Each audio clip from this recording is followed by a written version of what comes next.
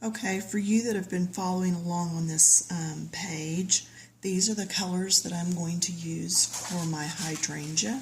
I know that looks like a lot of colors. This is the photo that I'm going by. I found it and just really liked it.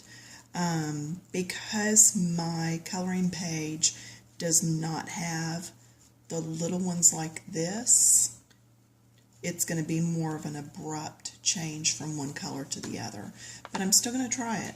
You know, that's part of the learning curve and all this, is to try things to see how you like it. I'm going to use the Marco Raffines on this, and then I also have my Prismacolor Premier Colorless Blender that I will use from time to time. These Marcos are a soft enough lead that blender does work. Now I will remind you with your colored pencils, don't just go by what the tips say, because sometimes the colors will come out very different. So be sure that you've done color swatches somewhere to make sure that these are the colors that you really want. Alright, let me get set up and I'll be right back. Okay, I am set up. I have my coloring page down. Under it, I have a sheet of just overhead transparency. You can use an old x-ray. People use plexiglass. I know a lady that uses a sheet of glass. That would kind of scare me though.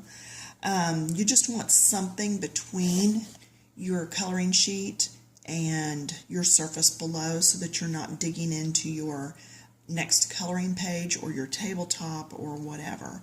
Now I have gone ahead and put down my first layer of color with this first pencil.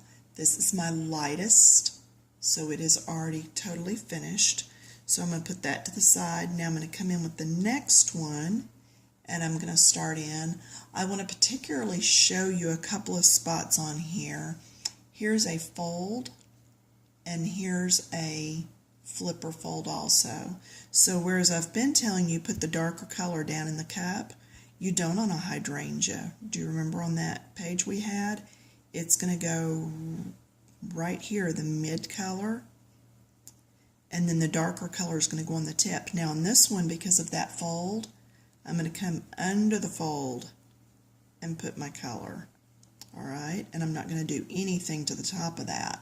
That makes that top piece actually look on top.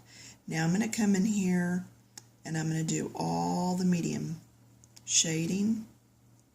Get all that done. Over here on this one, again, it's going to be right here, and then that leaves me room for the next darker color right next to this line, so that looks like it's actually folded over some. So I am going to pause this because this is actually my second one to do, because my first one timed out before I finished. So I deleted some stuff off my camera, and I'm going to see if I can get this one done this time. Alright, doing color number 2, and then I'll be back. Okay, I have finished putting in that second color, and you can see sometimes it looks like a line across there because there's my lighter color than this color. You don't want to go all the way to that edge, because just as crayons pile up with wax, and after a while when you add, you're not really adding anything. I'm going to start with my 528 now for the deeper shade.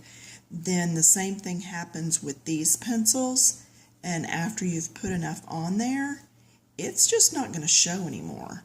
So you need to be sure that you leave that space for that deeper color so that it will still go in and show up. So now I'm coming in with the deeper. You're going to notice too, some little places like that, right there, that's just background, but we know there's another flower under it, so I just deepen it really good. And maybe just deepen in some of the creases on those, just to push those to the back. Now, here's that one I was talking about. There's the flip, there's the underside. So I'm going to take and do this underside. Same thing here, doing this underside. Alright, I'm going to push pause again because I'm already at almost 5 minutes. So let me pause and I'll be back. Okay, I finished that third color, and now in the interest of time, I have already started blending. What I'm doing is taking my original color, coming back in, and I've just blended over each one of these. So now you don't see those lines as much as you did before.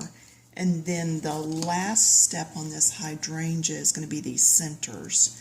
Now the very center, I'm doing this green, and it's not a dark green. It's just a little mossy green color, and I'm putting that in.